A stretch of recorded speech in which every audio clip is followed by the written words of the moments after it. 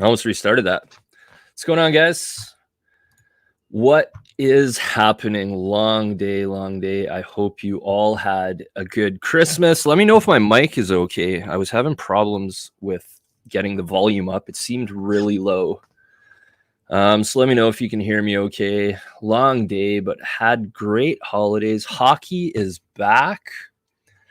Vegas beating LA. Maybe I'll pull that up here and put that on the side with no volume. But Vegas beating LA. Arizona San Jose playing end of the first. 2-2. Tampa Bay beats Montreal in overtime. 5-4. Montreal loses again. Rough if you're a Habs fan. What's going on, guys? Destin, how you doing, man? Got a few people in here. Glad to see all of yous.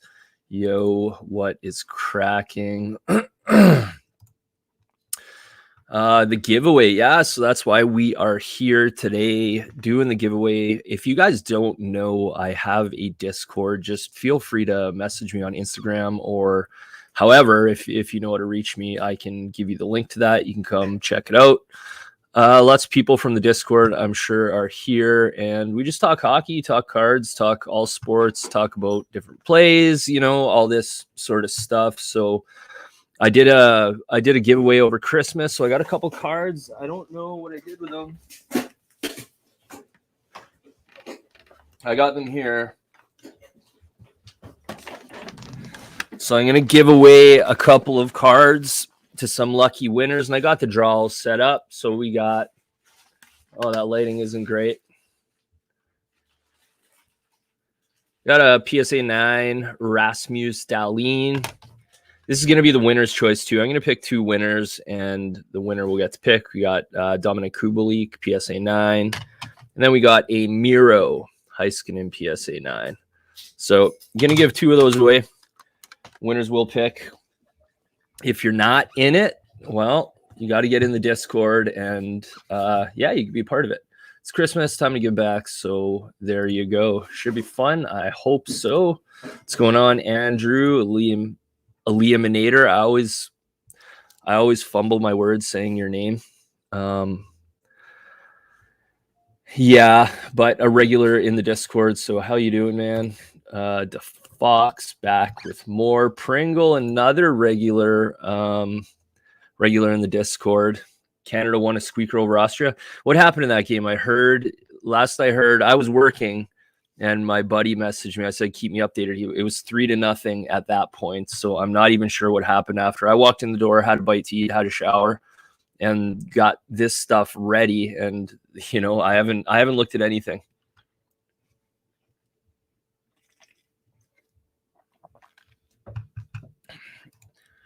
HT Sports, let's do it. We're gonna do it. We're not gonna wait too long, but I will wait a little bit for a few people to come in. Good, Destin. Glad you're doing good.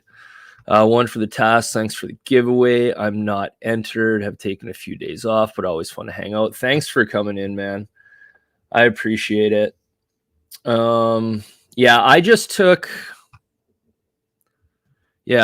took everyone who had commented after that thread in the general chat. So I'll let you guys know we got here. I'll just share the screen. I'll show you who is in it. I think if I go to this, no, that won't work here. I'll just share the screen, show you who we got in. So we got Fred Bear.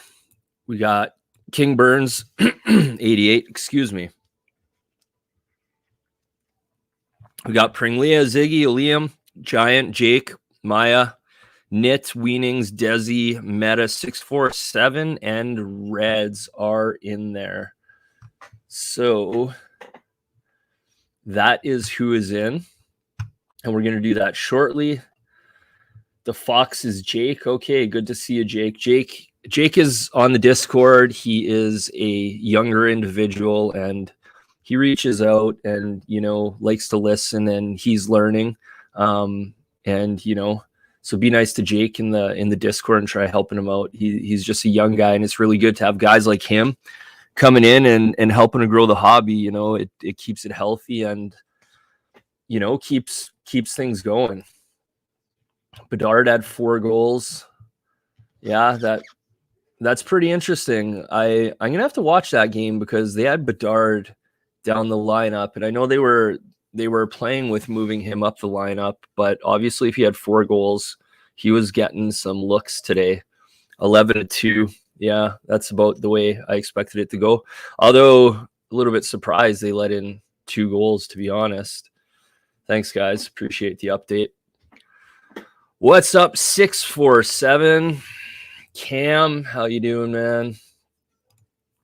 Where's Shane Wright these days? Yeah, that's interesting. I mean,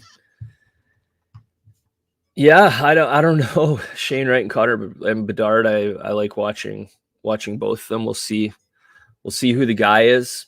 I think it's pretty early. They're both still really young. It's a little bit hard to tell. You know, you have guys who can do it in the World Juniors, and if you go back and look at some of the rosters from past years, you know, everyone feels like, okay, they made the junior team, like everyone's going to be a star, and it just doesn't happen very often. So everyone knows I'm pretty high on Dylan Cousins and Trevor Zegras, and you know, Zegras definitely having more success, but I'm further invested in Dylan Cousins, obviously because he has a young gun and Zegras doesn't. But you know, these things aren't a given, and Bedard, and everyone wants to think that Bedard or Wright, like that, they're givens, you know, the same way Laffy is. And to be honest, I don't see anything that's like Crosby-esque, where a single player can own the ice the way that like Sid did, and maybe Connor McDavid didn't do it quite so much in the World Juniors. I'd have to look back. So maybe that's not fair. He grew into it, but the point being is, it's just, there's no givens. You know, should be good hockey players, but so should Laffy, and Laffy still needs time. We'll see what happens with him. Jake from State Farm. Yeah, I think Jake's a little bit young to be working at State Farm. Timmy's, Canadians, Timmy's. I got a Timmy's on the way home, ate my dinner, then I had to reheat it, but it's okay. It's all good. He's quiet. I assume you're talking about Shane Wright. Yeah.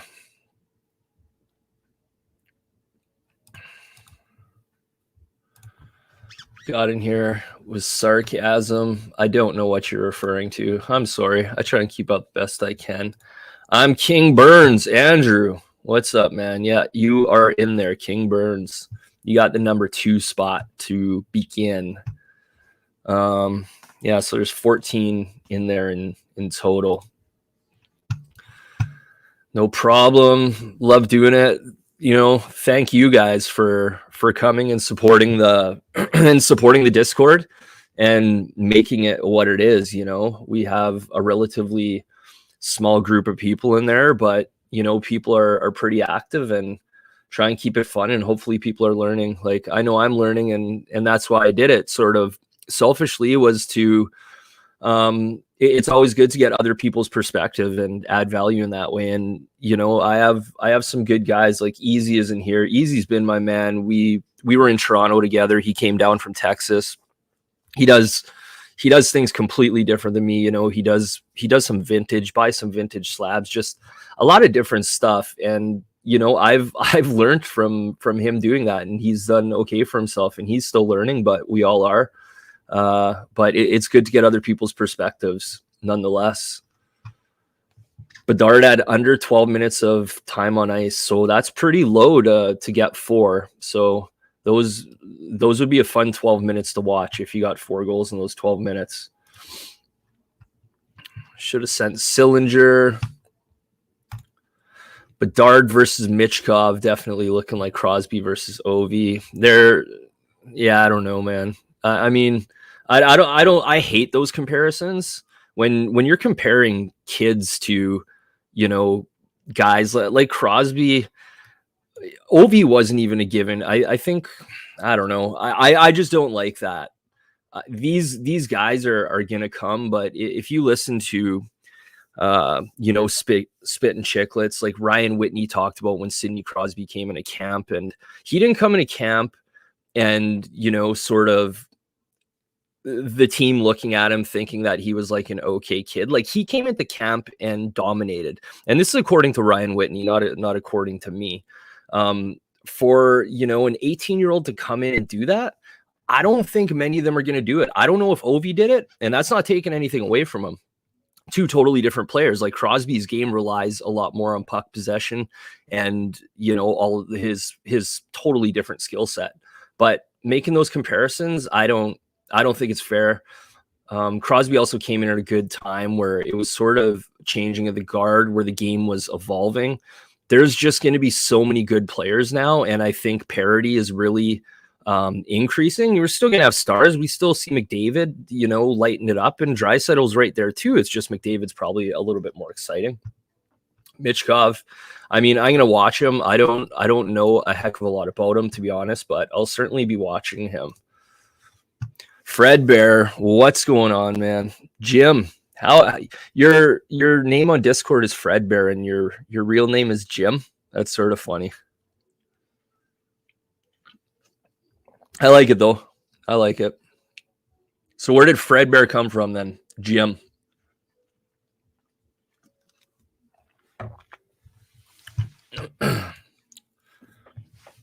Lucic beats McDavid. Probably beats him up. I think so. Should we wait until after the draw to be asking general questions about the hobby? Yeah. No, you can fire them in there, but I am going to do the draw. What time is it here? How long have we been going? We're going 12 minutes. Yeah, I'll give it just probably 2, 3, 4 more minutes, and then we'll get into the draw. But feel free to fire in some questions if you have, or even conversation. There's lots of people in here who have lots of awesome knowledge. Speaking of Fred Bear, he's a guy who I really appreciate his perspective. He's been in the hobby a long time. And we were actually having a good discussion today, which I still have to go back and read. I chimed in on a comment that he made about PMGs, and I want to go back and check that out because I think it's really interesting in thinking about what hockey cards are going to have value in, 10, 15, 20 years, because not all of them are. We know that. It's sort of an interesting time too when you look back though, because the junk wax era, sort of messed stuff up. So there's not much there with any value. You have the few cards. Before that, you get into what I would call a little bit more vintage, like from the Patrick Waugh, the Mario, Gretzky, that stuff. I would consider that more vintage, and probably, I don't know, what I would call a healthier hockey card market at that time. The 90s messed that up, and then into the 2000s, I think we're sort of in a little bit of a new time here. I could be wrong on that. But anyways, interesting discussion. Again, if you're not in the Discord, fire me a message, or if you know any of these guys, fire them a message, and we'll get you in there.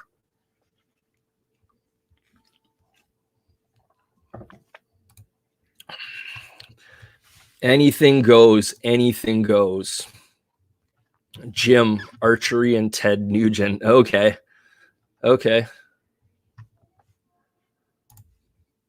Pringle, if you don't mind the question, Kale Clegg went to Montreal. What do you think of his young gun, given it was issued with SPA? So I'm not sure about Kale Clegg's young gun. Obviously, it was an update then. If it was in SPA, those are usually good cards because they're lower pops on the cards in general.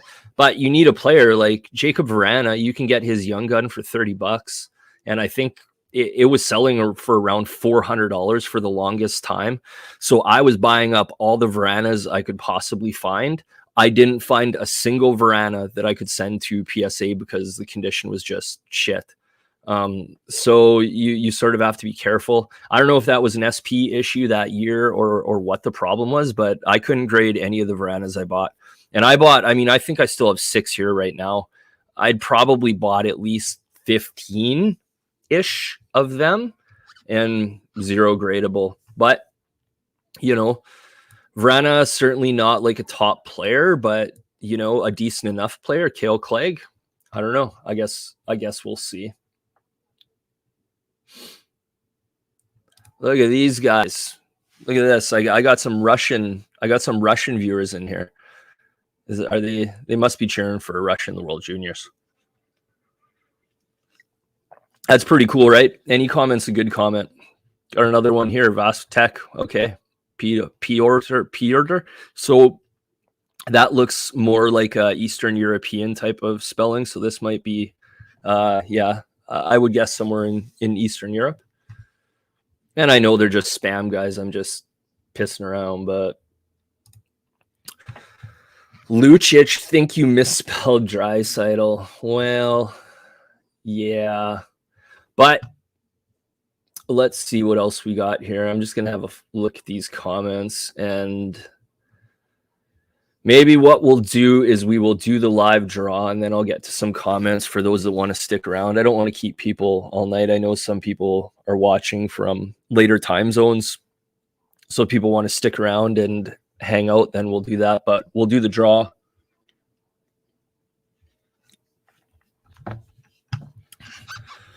So let me share my screen. Let's get back to that. Oh, I already got it there. Okay. So here is what we're going to do.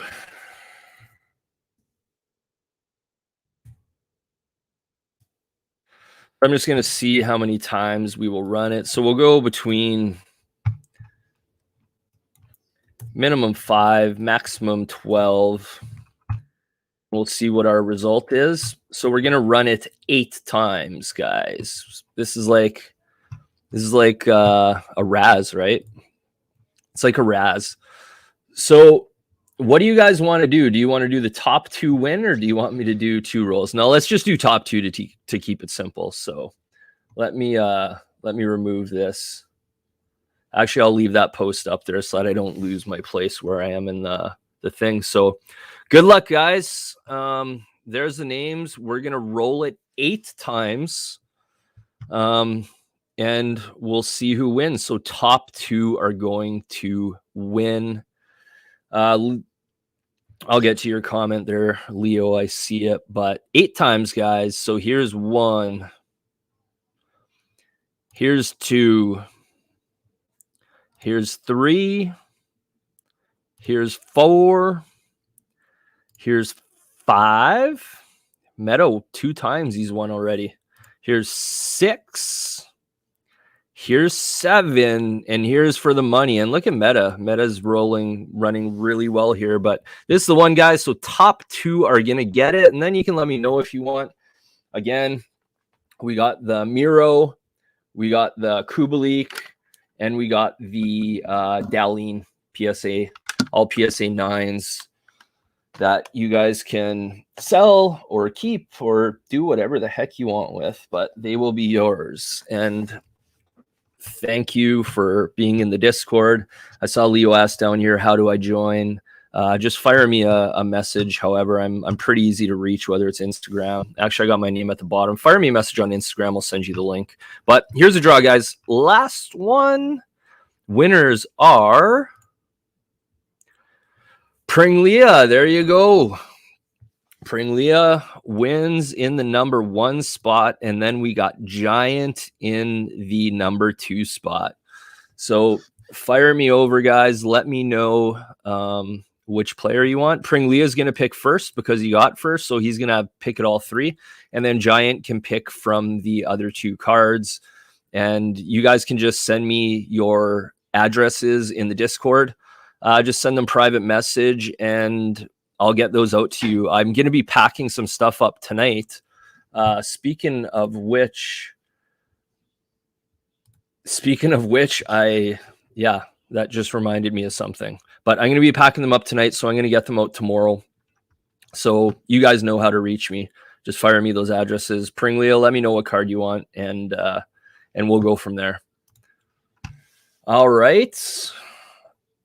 So that's the draw, guys. Again, thanks for being a part of the Discord. You guys bring lots of value and, good conversation, good talk, and I enjoy it, and I know others get value out of it. Otherwise, it wouldn't be there, And if you guys aren't in there, it's anything from shipping questions to card questions to hockey questions. We have a live We have a live section where we'll talk about, live hockey games that are going on, and we'll chat in there a bit. So it's fun. I'm not going to turn this. I guess I have. I didn't mean to turn this into a Discord commercial, but anyways, I'm sure I'll mention it again. But if you guys want to get in a Discord, just fire me a message on Instagram. I'll fire you over a link and you can join. It's good times.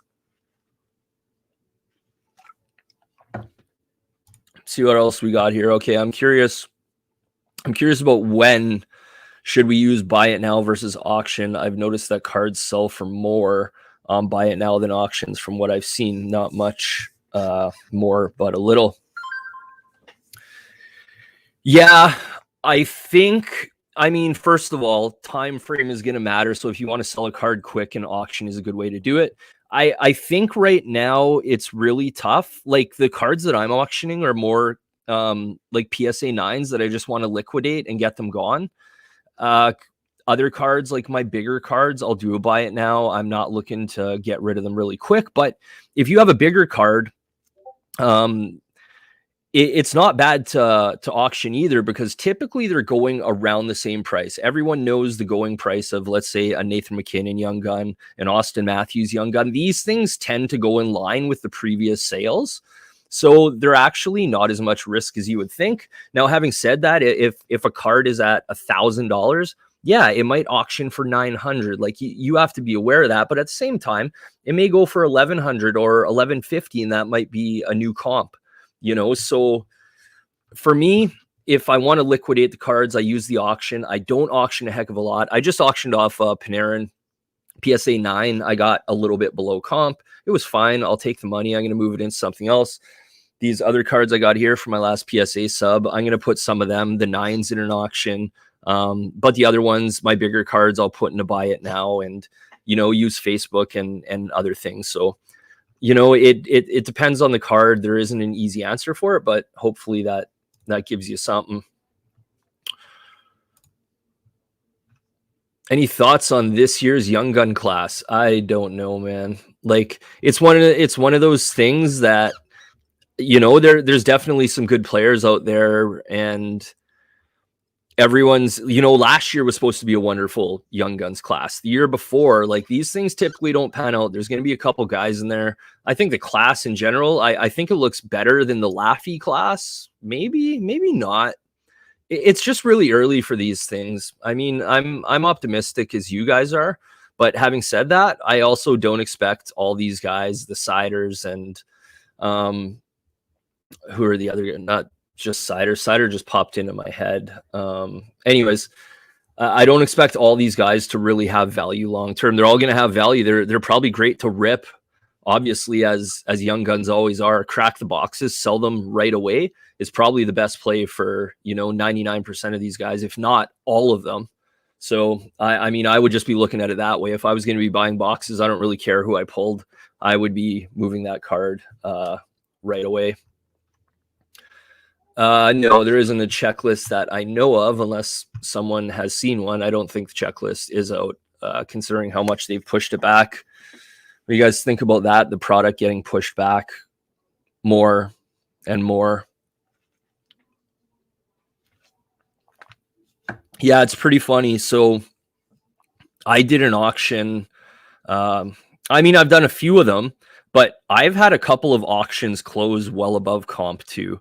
I had an auction. I don't remember which card it was, but I did an auction. I think it was over the summer, and my card closed at about 30% above a buy it now that was available. So the person could have gone to buy it now and just bought the card.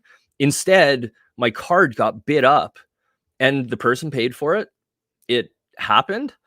I set a high comp and I was like, okay, pretty weird, because you think if you're selling, let's say arbitrarily $100 card, well, the most it can go for is $100 at an auction. If there's buy it nows at $100, it's not the way it works. People get emotionally invested in the auction, and then they just want to win it, and they may not be looking at the buy it nows, and they're just like, okay, well, I'll just pay $10 more. Okay, I'll just pay $5 more. Next thing you know, you have $100 buy it now that just auctioned for $125. happens all the time. It doesn't happen every time, that's for sure. But, you know, you just don't know. That's sort of the fun of auctions too. You should enjoy that. Like, if you have a card, if you're going to be disappointed that a card goes for $90 when the comps are 100, then, you know, auctions may not be for you. But you also have to understand that liquidity matters. Like, getting that money in your hands and being able to use that to make other plays is really important, because, you know, I've always said, like, a card has zero value until you sell it. So until you get that money in your hands, you can't do anything. And to some people, that money is really important. You know, I'm in a situation right now where I'm not crunched for cash, so I don't have to be selling too much right now, but I'm always looking. And, you know, like these PSA 9s, I might as well take that money and I can still move it into other plays. There's no sense in me sitting on it, but, you know, everyone's situation is different, so it just really depends.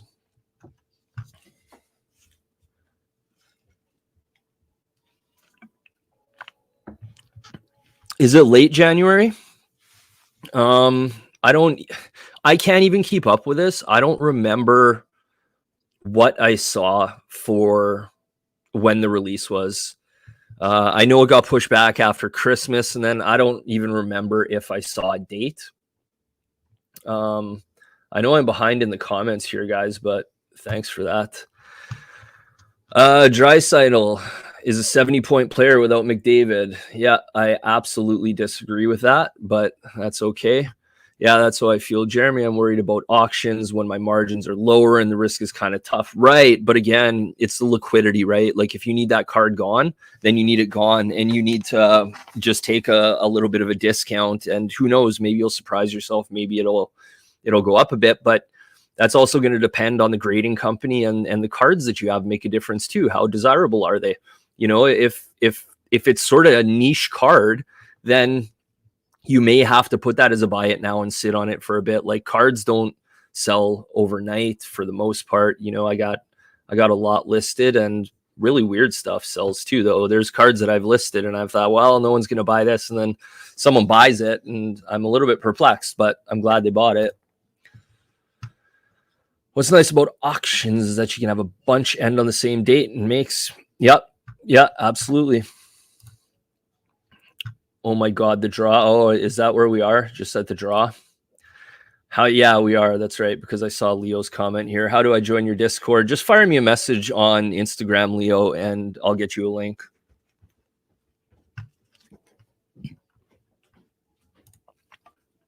Graydon, how you doing? The Fox, obviously, this is when we won, so congrats to the winners for sure. Don't remember who they are. I'll have to rewatch this. Pringlia and Giant is who won.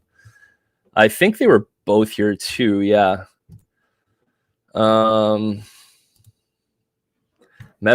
got tough, yeah. Yeah, Meta ran pretty well. I chucked him in there. He didn't actually even give a play, but he had commented in there. Like I said, I just put everyone who commented in there after I'd opened up the giveaway. So he got in there, and he was close about 8 times. Yeah, Jeremy. Pringle's in here, and Giant. I'm not sure if Giant is. Take Dahlin. Okay, Dahlin is yours. There's your Rasmus PSA 9. It's a nice card. I think this is a good pick. You know, I like Dahlin, and I like Miro if we're talking about future upside. I think Dahlin might have actually seen a little bit of a spike this year. Slowly, I would have to take a look, but I know I did look probably about a week ago. Tax questions. Okay. The Discord is great for everyone. I think so. I hope so. Yeah. Thanks, man. All right, man. Thanks for coming. Appreciate it. I know it's super late where you are. You are over on the East Coast. I think you're in New Brunswick. So thanks for coming. Thanks for hanging out. Caulfield's the only one on Cardboard Connection. Yeah, that makes sense. I mean, they used his picture. Can you ship using top loaders from Canada to USA? I asked someone at the post office and they said that my top loader may not be allowed because of safety risks. So, yes, you can. And do you mean Canada to US or do you mean US to Canada? Because I feel like you may have asked me this in the Discord. From Canada to US, yes, you can. You can ship them as long as you're within the like for mine, I pay oversized. I ship, let me grab. So I ship all of my stuff in these bubble mailers. You know, you just take the foil, put it over, and that's my thing. Like it's pretty thin. And then I take my invoice, like the packing slip from eBay, and I wrap it around the card and I put it in there. And there's a piece of cardboard in with it in a top loader and whatever. But you can send that. It's about $2.30. But it's interesting because when I went to the post office, I think it was last week, it was before Christmas. The guy there who I know, who I deal with almost every time, said that Canada Post was trying to crack down on what was being sent, and that there's only supposed to be pictures and like documents being sent through. So the way that he said it to me is he knows that I'm shipping cards, which is really weird because I've made sure not to ever mention that I'm shipping like sports cards. He's a really nice guy, and it's not that. I don't know. I just don't need him knowing, like, you know, when I'm shipping. Anyways, so he told me that, but he said he thought I could get away with it because like a sports card is sort of a photo. And I was like, whatever gets it through, man. Just don't start costing me more money. I can't ship for $11. Yeah. So yes, you can ship top loaders. Same way you do everything else. You're just restricted to the thickness and the weight. The weight has to be under 100 grams, and the thickness is about, I'd say about an inch. You know, once you get over an inch, then you have to go into basically parcels. In terms of USA to Canada, now I'm in Canada, but I do know, because we've had lots of chat in the Discord, and I'm just aware because I've received cards. One of the best ways, I think, for low dollar cards from USA to Canada is to take the top loader and to put it into like a thank you card or a birthday card. Apparently you can get them at the dollar store for like, you know, you get a 10 pack for like $2. So they're costing you about 20 cents a card. And then you just put the, you know, you put the address on there, that it's just a stamp. And then you put the top loader in the card. I think that's a great way to protect it. It goes straight through the machine. So it's always going to be kept within the mail. And I think the easiest way to do it, and it costs $1. So to all these people on eBay who say that you can't ship to Canada for under $11, I don't understand it. I don't get it. I don't know if they just don't know. I bought a card last week for $4 at auction. I paid $15 to have it shipped because I didn't notice. It was all on me. I paid for it. But you know, it's a little bit ridiculous. I do sort of message people in the States if their shipping is really high, and ask them if there's any way, like if it's a lower dollar card, if I can get it PWE, then, you know, I know it only costs $2. Now I'm willing to pay $4 or $5 for it. They can make $1 off the shipping. I don't really care. But for me to pay $15 for shipping when they put 84-cent stamp on it, you know, is sort of irritating. Again, there's materials, like we got to pay for this stuff. Like I get it, but don't rate people or gouge people, you know, over the shipping. It's got to be realistic. Only for Canada to US using letter mail. Okay. So I just went through all that. So if you guys have anything to add, you know, certainly feel free to add it. And shipping is something that comes up a lot in the Discord as well. Yeah, it's, I think we're seeing it in hockey more, all these things are sort of a perfect storm to create a poor market. So we don't have any new product coming out that people can rip. You know, PSA is closed. Hockey isn't really as much about SGC and stuff. Some people are using MNT, but their volume still isn't very high. And even MNT is having, you know, taking months to get their stuff back. So there's no quick way to get your grading back. And there was actually a live stream earlier. I only caught a couple minutes of it. It was with Northeast Ohio. And he was talking about, he's got a great channel too, by the way. You should check him out if you don't. I mean, I know I'm a hockey guy, but all the sports are relevant.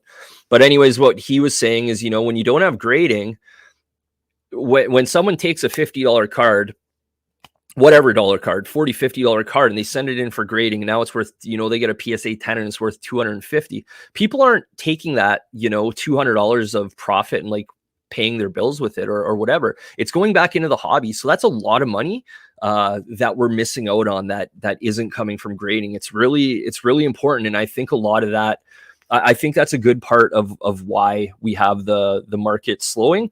And as well as this, like you pointed at, like there's no new products. So people who like to, you know, set collectors, people who like to rip product, can't do it because there is no new product. If you watch, you know, Ziri's channel, he's having a tough time with what to rip and what to buy. And, you know, I think it's really bad for the market.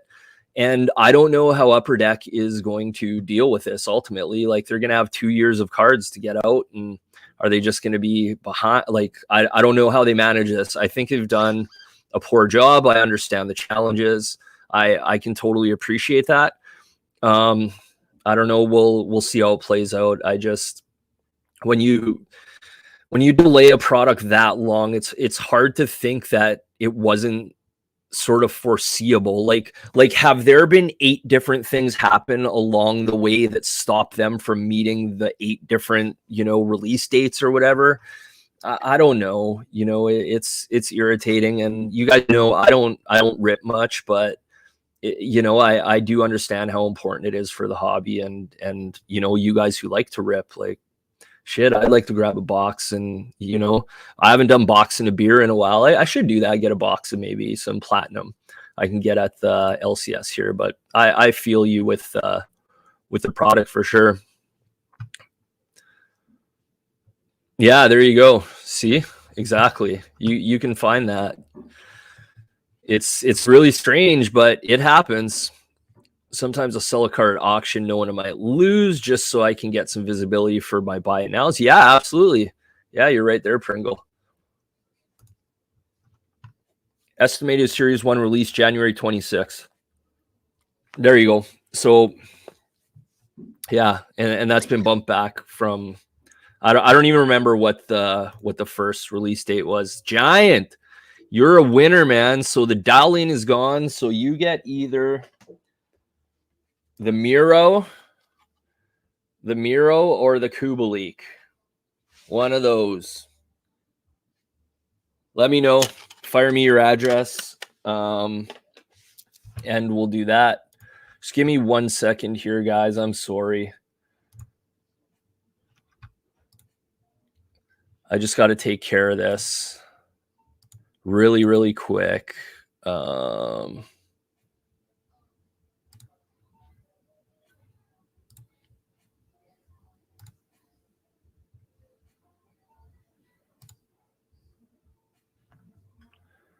Okay. Just about done.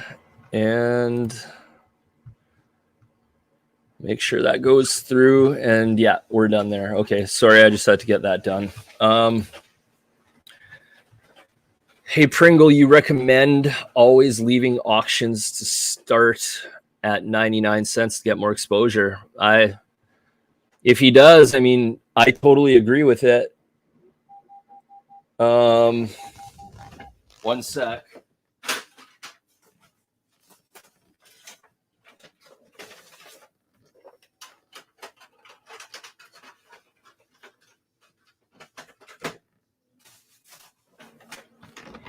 Yeah, I definitely I definitely recommend starting at 99 cents. I don't know if Pringle does. And the reason for it is exactly like we said, and what, our last comment, who had the $30 card, found to buy it now for $15, because people get emotionally invested in these things. So the more bidders you can get in there, the more it pops up on their feed, and the more people who are watching the card, and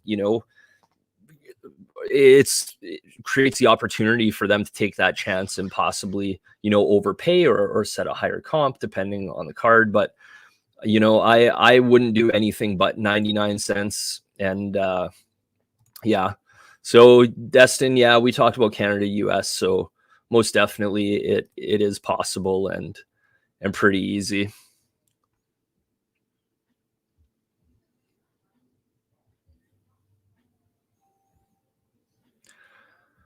Well, what do you mean it's not mail? I mean, I think I know what you're saying, because it's not a document. But yeah, so I heard the same thing at my post office. He, he sends them, and he doesn't plan on not sending them until maybe if they got really cracked down on. I'm not sure, but as of right now, it's all good. Just make sure it's protected. Like, they don't really know what's in there. The thing that they're trying to stop, and who it actually really hurts, is he has another individual, and I feel for this individual. I don't know them, but there's a girl who makes her own thing. He told me what it was. I don't remember, but it had something that was a little bit bulkier in it, and she was able to get it through normally letter mail, and now she's not able to get it through letter mail. So where her shipping cost used to be $2 and $3 to the United States, $2 to Canada, $3 to the United States, now she's probably going to have to pay $11 to ship that. So I think that that's really shitty, unless there's a really good reason that they have.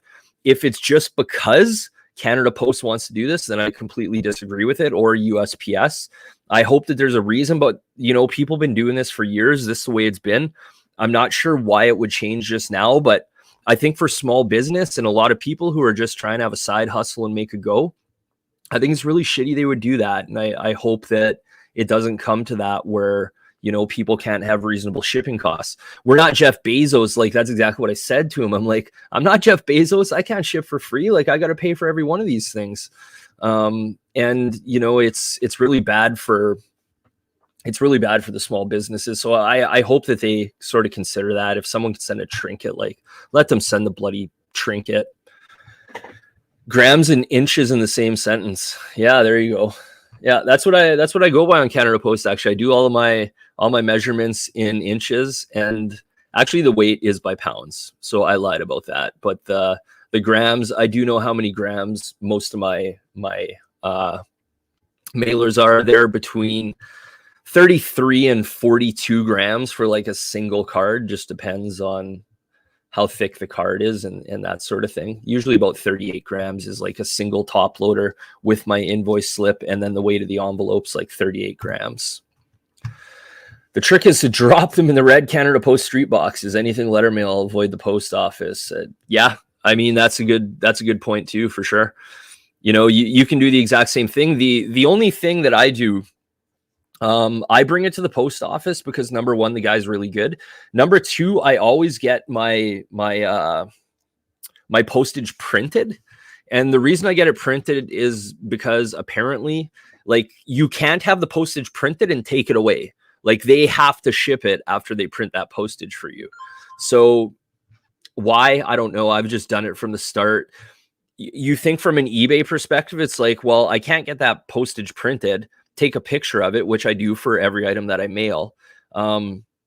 Take a picture of it and then not send it. Like, I have to send it. So if it doesn't arrive, then, eBay's still going to say it doesn't matter. You're on the hook. So it's not helping me any. It's just the way I've always done it. But anyways, I definitely get your point. I think it's smart and perfectly fine. I mean, you can use stamps too. Maybe it's something that I would start doing, especially if they tried doing that. If he was giving me, hassle at the post office, I would certainly just throw some stamps on there and get that thing moving if I can do it cheaper. You can't ship with tracking for less than 11. Right. Right. So if you need the tracking, then it would be the $11. That's correct and makes sense. Yeah, like, I mean, I know why you need tracking. I don't ship my low dollar cards with tracking. I think it's sort of a waste. I know there's lots of issues in other sports, and maybe that's just because there's more people in other sports. But I talk to other people who ship, Ryan, especially on from the Near Mint podcast, we both have about the same ish. I'm closing on 500 on eBay. My actual sales and shipments are a lot more because not everyone leaves feedback. But let's say between us, we've shipped 1,500 items. I've had 2 that I think I got scammed on. So like these low dollar cards and shipping them, I think there's very little risk. People are inherently honest. Yes, they're going to get lost from time to time. It's going to happen. Last week, I had a guy who actually, I sent the wrong card. It was supposed to be a Rasmus Dahlin VIP black OPC card, and I sent him a Jack Eichel VIP black card, which is actually worth more money. And he was nice enough to say, "Hey, you shipped me the wrong card." And I was like, "Oh, yeah." I'm like, "Can you send that back to me, PWE? I'll get this sent back out. I'll fire you over a couple bucks for the postage." And I got it back from him. I assume he got mine because I haven't heard back, and we're good. But like, don't listen to these people, guys, who are always naysaying that oh, people are stealing and people are angling. Like, it certainly happens, and you have to do the best to protect yourself. But people generally are pretty bloody good. So yeah, don't get that negative attitude. It'll just be stress that you really don't need. USA to Canada stamps up to 2 ounces is $1.30. So I have for PWE for $1.50, which covers the envelope stamp card saver. Yeah, I mean, I'd charge $1.99. Makes no difference. People at $1.99, it's not gonna change people's decision. Like, that's perfectly reasonable to have shipping. I would charge $1.99, but that's just me. Agree with Montreal Sports Cards. I have a stack of stamps and learn what postage is needed. There you go.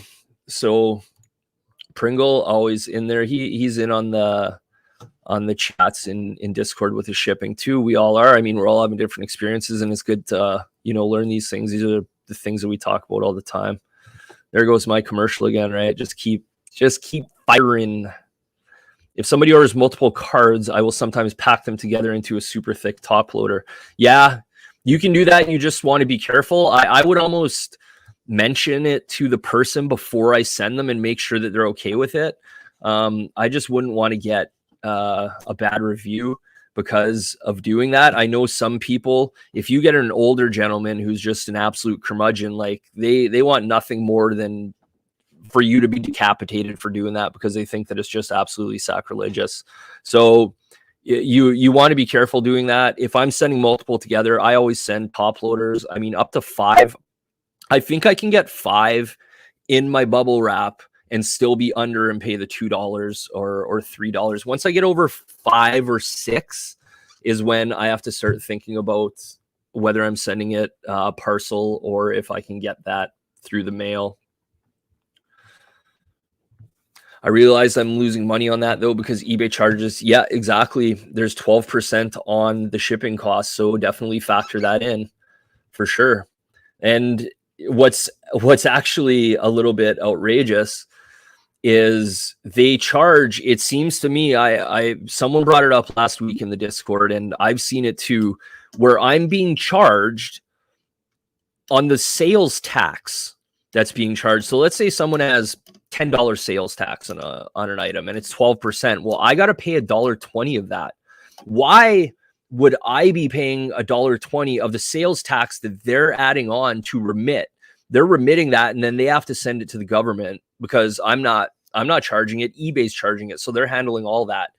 And it looks to me, unless I'm missing something, it looks to me like eBay is charging me on that. And I don't want to open up a can of worms here, guys. Like eBay is an incredible service. There's nowhere else. You saw in my video where I showed how many views. I'm up over 2.1 million views per time period right now, there's nowhere else who can do that for you. I'm okay paying fees. It's obviously a little bit irritating if they would make me pay fees on the sales tax that they charge, though. It's not going to change anything I do. You know, I'm just going to go with it. It's just one of those things that's a little bit of a piss off. That's all. Well, Destin says that. Yeah, learn the hard way too. So you need to be selling at least 12.35% higher than what you paid. Yeah, I mean, that's break even. So for sure. 55 cards at MNT, hoping PSA gets cheaper soon. Yeah, I mean, my plan tonight actually is to get together my 5 cards. I was given a 5-card allocation at $50 per card. So I got to get those together. I have a few of them together. I only have 2. I'm going to be sending in a Patrice Bergeron Young Guns. I'm going to be sending in a Carey Price Young Guns, a Brad Marchand Young Guns. I can't remember what the other cards are. I have room for 1. I got to decide. I have 1 slot left. And it's a matter of whether I send a PC card in. I really want to send in a Nathan McKinnon rookie that I have that I think would grade really well. But, you know, I'm going to be keeping it. And then I'm just sort of wasting the $50. So I don't know if I should do that. Just hold the card. I don't know. I'm going to decide on that. But take that Miro Giant. Miro, okay, you got it, buddy. So we got Miro gone to Giant. I think that's super smart. Both Miro and Rasmus, great plays. And the funny thing is, between them, I definitely like Kubalik the most. He's just a little bit older. You know, it's funny the 2 D-men got taken before the forward, and I mean, I can certainly see why, but. No, you guys are going to enjoy those cards. And I don't know, sell them. Do what you want. But you can't sell them in our Discord. You can't sell my cards that I gifted you in our Discord. I'm just joking. You can if you want. I don't really care. The problem with selling in Discord, which is, you know, maybe some people pick up on and don't, is like, you always know that like people got it for like a lower price, and I don't know. I think selling in Discords sometimes is a little bit odd, but I've done it and it's fine. Who are you watching for in the next draft class besides the big boys? I'm not. I'm going to see what happens. I'm not. I do take a look at the rankings as they come out. I always have a look, but the bottom line is I don't get to watch these kids play. So, I mean, I don't know enough. Usually what I'll do is in the off season, I'll watch some of their junior highlight tapes. Every junior team seems to have like recorded games or records almost every game. And so you can still catch goals, sometimes with commentary, sometimes not, but it's a really good way of sort of seeing what the player has to bring. But at the end of the day, you know, like I said, you have 7 rounds times 30 guys. That's 21, 210. You have 250 some odd people drafted. You have 32 in the first round. Of those 32, like the card market, it'll care about more at the start. But after a few years, you only have, you know, 1, 2, 3 of those guys who have any card value whatsoever. So I certainly enjoy the prospecting, but I watch the video more for fun than, you know, it being really a good use of time. I'm not sure that it is. How do I join the Discord, Matt? Fire me a message on Instagram. I'll send you the link. Good day, everyone. TSG, what is going on, man? Liam, I dropped my stuff that isn't tracked at Street Boxes. So far, haven't had any issues. No cards that haven't been delivered for tracked. I obviously go to Canada Post for tracked. Yeah. The other thing that you can do for tracked, like I have a business account, and I understand not everyone does, but I'm not even sure if you need a business number to set it up, but you do get a discount, the same discount that you get on eBay.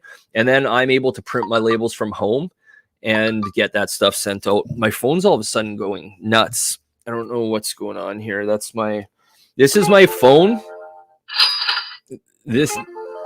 See, it must have just connected or something. This is my phone that I use just for eBay pictures. It's a Huawei. It's got the best camera. I love it.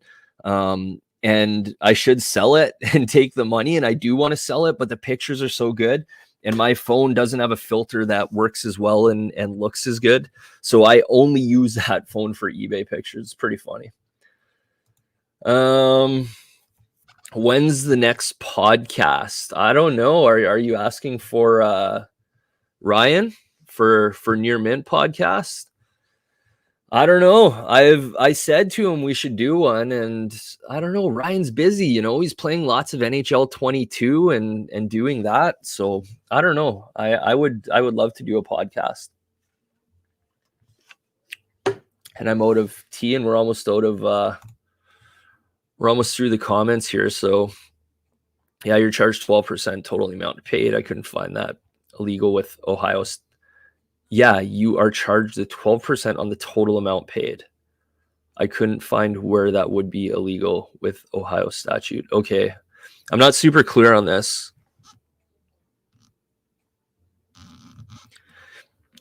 So it's not, I'm not sure if you're misunderstanding me or if I'm misunderstanding you or what. What I'm saying is that they're charging me. So if I collect tax from you of 12%, so let's say $1.20, eBay is pulling 10% of that, 10% of the 12% from me and charging it as eBay fees, which they ultimately put in their pocket. Yeah, I mean, they would have to remit the taxes to the state or to the province. I certainly understand that. But maybe I feel like I'm not understanding you properly. Giant loves his D-men. Yeah, that's good. That's good. Is there any sales channel we should focus most of our time on? eBay, ComC, what about Facebook Marketplace? Yeah, that's an interesting question. So eBay for me, I mean, you guys sort of know how I roll, but I guess I'll go over it quick. I buy a lot on ComC and sell on eBay. I buy stuff that there's not too many listings for or listings of, and I try and sell those cards, and that's then I mark it up. So if I pay X dollars for a card, I charge Y, and everyone's happy because eBay doesn't have that inventory unless I put it there. So that's my main go-to. But eBay is liquidity. ComC for selling is something that I haven't tried a heck of a lot. It's okay if you want to flip for young guns, if you can pick up young guns at $1 and wait and sell them at $2 or sell them at $12 or whatever. If you have Troy Terry's, then you can sell them at $26. He's not there now, but I got rid of a couple. Anyway, so ComC is good for flips and holding that. Facebook Marketplace, I find really good. Not so much Facebook Marketplace, but different Facebook pages. I find really good for the cards that I'm looking to have graded. So I picked up my Victor Hedman Young Guns exclusives on eBay. I picked or on a Facebook page. I picked up my Alexander Ovechkin that ended up coming back a PSA 10. I picked that up on a Facebook, a local, actually, a Winnipeg hockey card Facebook page, went and picked it up from the guy. Any of those grading cards, I like Facebook because you have the chat and they can send you good pictures right through the chat. And, don't be shy to ask for pictures if you plan on grading the card. You have to do it. You got to get as good as you can. We were talking earlier too on Discord, like surface can be an issue and there's no way to really get good pictures of that. But with young guns, surface isn't really an issue. It's generally pretty strong. So it's not something you have to worry about a heck of a lot. So where should you focus your time? It depends on what you're doing. Like this is all planning. Like I know how I use these different channels myself. But it's not like this one is the best. I think it totally depends on what you want to do. Facebook is just really good for being able to have conversations with people. Let's say a guy has some young guns that you want. And I did this with an individual in Detroit. I ended up buying a lot of, about, I don't remember how many cards it was. Maybe it was 18, 20, 25, somewhere in there. And because we could chat, I sort of built some rapport with him and I ended up getting a really good price on all the cards. He shipped it down, FedEx, but you can sort of do that over Facebook. Like you can't really do that back and forth on eBay as efficiently. So it really depends. COMC prices you got to watch because people typically list them really high, although they sell really low. If you're looking for lower dollar cards, they usually sell for less than you can sell them for on eBay, which is exactly why I do it, because I can pick up card for $3 and I know that I'm going to sell it for $8 on eBay, no problem. So COMC is great for buying for me, and eBay is just my my eyes. Like that's where my market is. That's where everyone is. That's where people buy the cards. I will say one more thing about Facebook is, some of my slabs I do post on Facebook. I haven't had a heck of a lot of success, and maybe I should try a little bit harder. But the problem is you have to babysit those listings. They get bumped down the pages and down marketplace and don't show quite as much. And you're always having to like renew it, or, having chats that never go anywhere. I have lots of conversations with people that never end in anything. And so it certainly works. There's people who do really well selling on Facebook. I just haven't gotten, I would rather, pay eBay the fee at the end of the day and not have to babysit that listing. I just know I can post it up. I want X dollars and whatever. Maybe I'm missing out on a few bucks, but again, it really depends. You have that liquidity on eBay, which on marketplace can be a little bit back and forth. The other thing I'm starting to do a little bit more actually is listing on Instagram. So I don't like having it in my posts, but I'm doing it on my stories, and it hasn't gained a whole ton of traction, but I post it one time, and I have had some I've had some conversations over the last couple of days because I had a couple posts up, and I think Instagram may provide a little bit of a better opportunity than Facebook, or they would be similar channels. What I would recommend you do, though, is make sure you use good hashtags. So there's hashtags like hockey cards for sale. Make sure you use that hashtag so that, I go in there and you can just click hockey cards for sale hashtag and then scroll through all the posts, and then you can see all the listings and what people have listed. And it's a great way to look for cards too. Caveat, you got to be careful because you don't know these people. So make sure, you're comfortable with the sale and who the person is.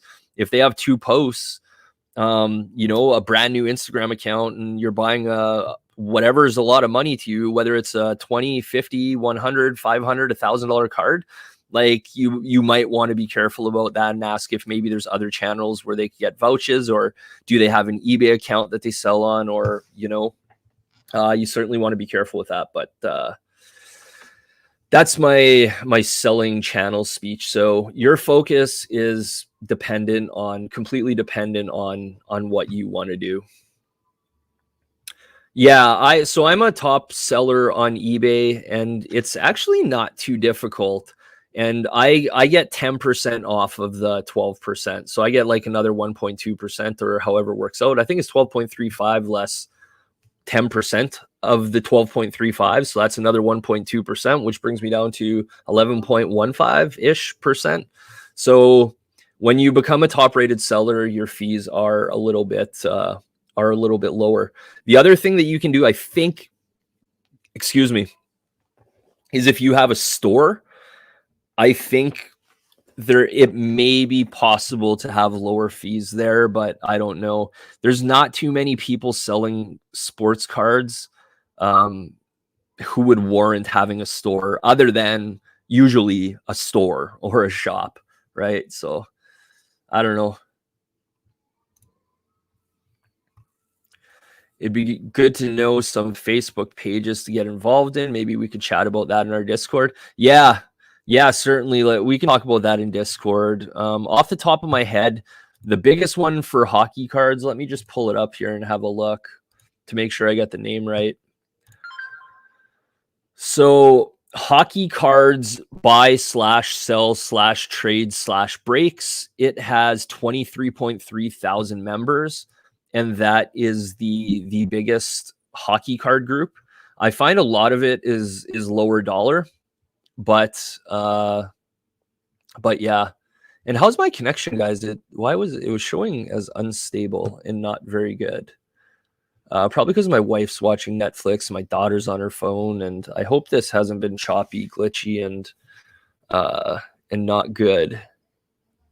Let me know how it is. And guys, there's 18 people in here. Do me a favor, guys, hit that like button if you don't mind. It helps me a lot. It helps others find me, and we can keep the channel going, get more people in, get more conversation, add more value, bring more love, do all the good things that we do. Are you eventually going to make a video on your PC collection? That's it. It's almost like it's almost like you teed that one up for me. But no, yes, I am going to do. That will probably be the next video that I have, is on my top 10 pickups of 2021, or my top 10 favorite cards. Because I've only been doing this for about 15 months now. 15 months or so, and I've gotten a lot more cards this year. I've come a long way from buying a $60 Young Gun and sort of being scared to even send them the money because it's $60, to buying $1,000 plus cards. That's about as big as I go, is about $1,200. But I buy lots of cards between $200 and $500, or $300 to $600, more in that range. And yeah, so I've gotten some cool cards for my PC, and cool cards that I've graded and moved. I've graded and moved some pretty cool cards too, which is why I keep my Instagram, because one day I'll be able to look back on it and say, oh shit, I had that card. Like the Barkov exclusives was a really cool one. And I collect Barkov, but the Young Guns don't do it for me. So I collect sort of everything else Barkov, National Treasures, his Fleer stuff. All the less commodity type card stuff is what I got. So I will be doing my top 10, and then the other thing I've talked about or thought about doing is cards that I collect, cards I invest in, and cards that I'm buying right now, which are all like three totally different things. So there's cards that I buy to grade. There's cards that I buy from ComC to like flip, and then there's cards that I buy to like collect for myself, and they're all very different. But those are sort of the three different types of cards that I buy, and they're all very different. Although I'm trying not to buy too many PC cards right now, because I bought enough, and I gotta get that money working. You can't, when it's sitting in your inventory, it's really nice to have the card, but it's you don't want to tie up all that capital in your PC until you start getting going. So I'm in a decent place. I just don't want to pile money into my PC that I can use for other things. I just upgraded to a store because I'm churning dollar bin cards. I get 11.5% seller fee, pre-top rated plus 10% discount. So there you go. If you upgraded to a store, you can do that. The only thing about that you'd have to look at is, how much do you pay for your store? Is it like $15 or $25 a month? So depending on, I assume you're doing pretty good volume where it'll absorb that cost, but you got to make sure that you're doing some pretty reasonable volume just to cover that. And reasonable actually isn't that much. If you're selling $1,000 a month, 1% of that is $10. So that would cover, a chunk of it.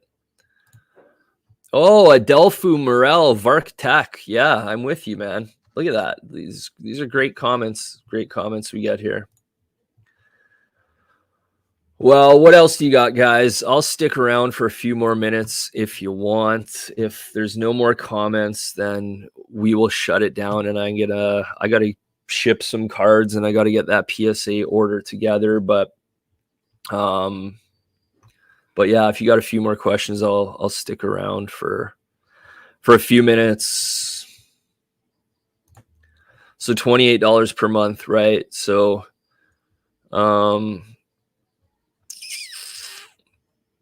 yeah. So, and I know that there's other things that you can do with the store too. You can do more branding, and your store front is there's more options for that. So yeah, that's interesting. I mean, you certainly want to make sure that the math works, even though it's only $28.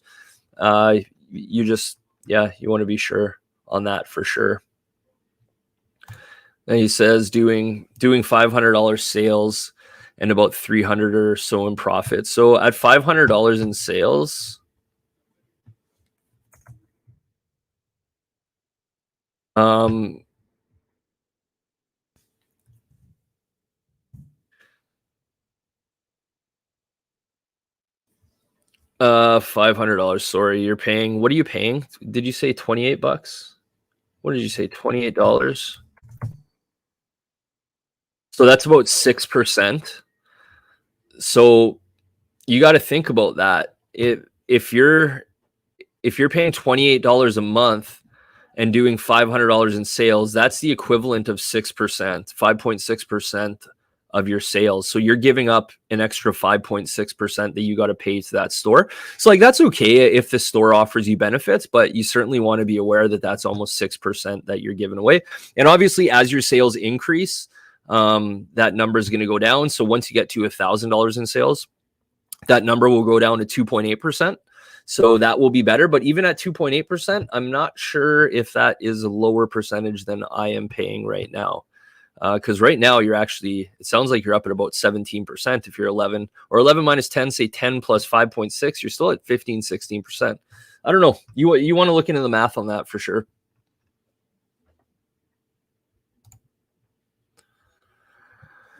Heading out. Thanks. Yeah, man. Thank you for coming. I appreciate it, guys.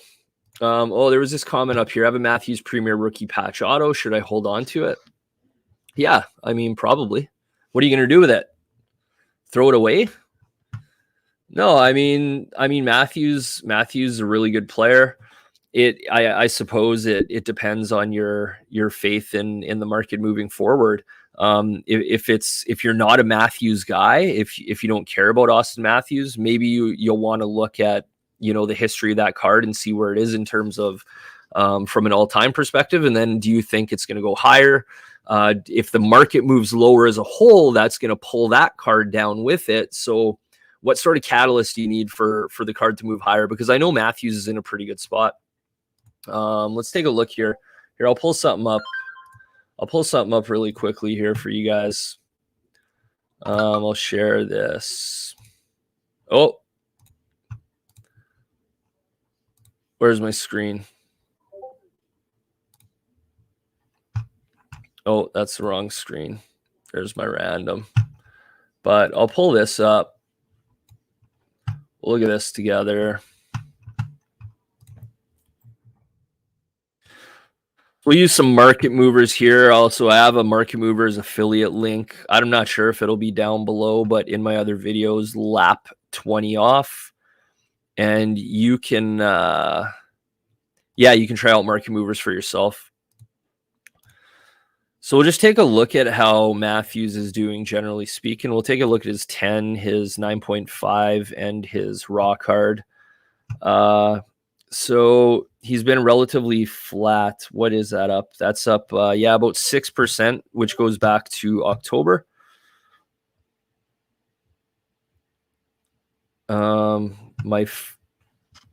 You guys are pinging me. It's off the hook in Discord. But let's take a look at Matthews, and maybe we'll take a look at him all time. Take a look at all data. So this is Austin Matthews. I'm just looking at his young guns because it gives a baseline just in terms of the Austin Matthews market as a whole. So these levels right here, really tough. This one, the market was super hot. We saw in the off season, everything went down, and Matthews has crept up. How much higher can he go from here? Well, 1,400. Let's take a look over here. He was at about 2,100. $1,400. I mean, those sales seem relatively consistent going all the way back to like August. Like there were $1,400 sales in September before the season started. He had some lower ones, some higher ones, but he seems to be holding value. So I don't know what does he have to do to move his price up. Like if it's a long-term investment, your time frame is going to matter. So if it's a longer term investment, you may think that it's a hold. I think the risk is I'm a little bit more bearish on the hockey market in general. I wonder if hockey cards are going to be up in 2 or 3 years. I'm not saying like sell everything. I'm just not sure. I'm definitely a little bit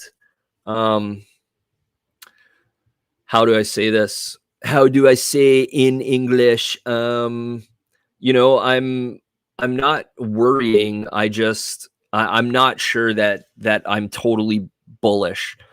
I think we could see a couple years where we see a little bit of a dip and then we'll see an increase. Having said that, I do think that Austin Matthews is going to go up in value over time, assuming that you have the time and it's a fine hold. But if you need to sell it because you need to buy something else or it's something that you want to make another play, then you may have to sell it. You know, I had to do that with Ovi with his PSA 10. Like I needed that money. I didn't, you know, we look at where it is now and like it doesn't even matter because I've made a lot more money than where Ovi is. So I more than doubled the $5,500 I got for it. You know, mine's worth a lot more than his value is. But at the same time, it would have been perfectly fine to just hold that card. Everyone knew like sort of where it was going to some extent, but you know, the Matthews is going to be on you. I was just rambling there. I hope you got something out of that. Heading out. All right. You already said that. I already read that one. And then selling Matthews Future Watch for $1,600. Should have never sold it. Yeah. I mean, it depends. If you needed that money, then you needed that money, right? Like we can't really say you never should have done it. If you needed it at that time, then it was the right thing to do. So, you know, there you go. Okay, guys. Well, I am going to head out. Thanks for joining me. We've been on for an hour and 20 minutes. So hit that like button below. Helps out the stream, helps me out, helps others find us. If you need to find the Discord, hit me up on Instagram at lapperflips below. We're back. I don't know if I said that at the start. Holy shit. I don't know. I don't remember. Did I don't know if I did. Anyways, guys. If I didn't, I did now. So I got it in there. And yeah, we will check you. Later, guys.